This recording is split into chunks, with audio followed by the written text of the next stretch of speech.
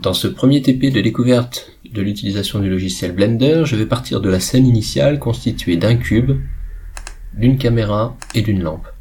Ces trois objets se retrouvent dans la liste des objets constituant la scène en haut à droite de l'écran. Je vais ensuite passer du mode perspective au mode orthographique en appuyant sur la touche 5 du pavé numérique et me mettre en vision frontale de manière à pouvoir placer exactement les objets dans cette scène. Dans un premier temps, je sélectionne le cube et je le déplace verticalement pour le placer juste au-dessus de l'horizontal qui est symbolisé par cet axe rouge. Je vais maintenant ajouter un objet maillé de type plane juste en dessous du cube et l'agrandir en appuyant sur S et à l'aide de la souris lui donner une taille suffisamment grande pour symboliser le sol. Je réajusterai peut-être cette taille un petit peu plus tard. Je reviens en vue de face. Et je vais maintenant ajouter un objet maillé de type monkey, qui est la tête de singe mascotte de Blender, que je place au-dessus du cube. Je vérifie sur la vue de côté et sur la vue supérieure que cette tête est bien placée par rapport au cube. Je me replace en vue de côté et je vais maintenant ajouter un objet maillé de type cylindre. Pour visualiser correctement ce cylindre à travers les autres objets, je peux passer en mode fil de fer, wireframe en anglais, en appuyant sur la touche Z, et je peux cette fois-ci déplacer le cylindre en le visualisant à travers les autres objets.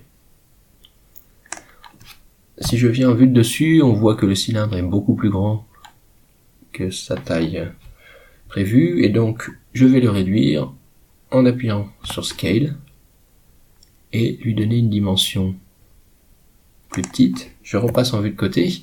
On s'aperçoit que je l'ai en même temps redimensionné selon la verticale, ce que je ne voudrais pas faire. Et donc, pour agrandir ce cylindre uniquement selon l'axe Z, je vais appuyer sur S pour Scale, suivi de Z, l'axe selon lequel je veux le faire grandir, et à l'aide de la souris, je lui donne une taille suffisante pour entrer à la fois dans la tête et dans le cube. Je reviens au mode d'affichage normal en appuyant sur Z.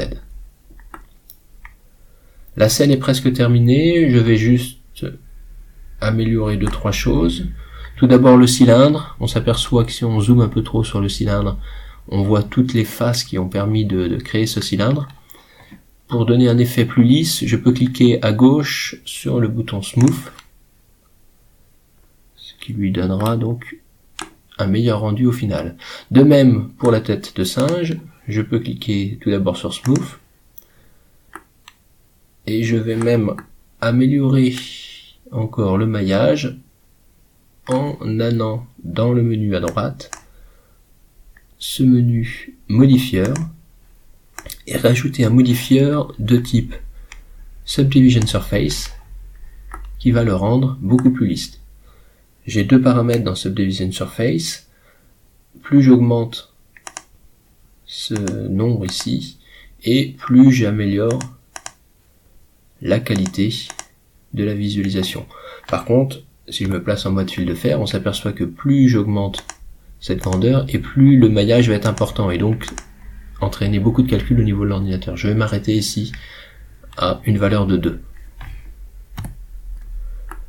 Et cette scène va maintenant me servir pour la suite de ce projet.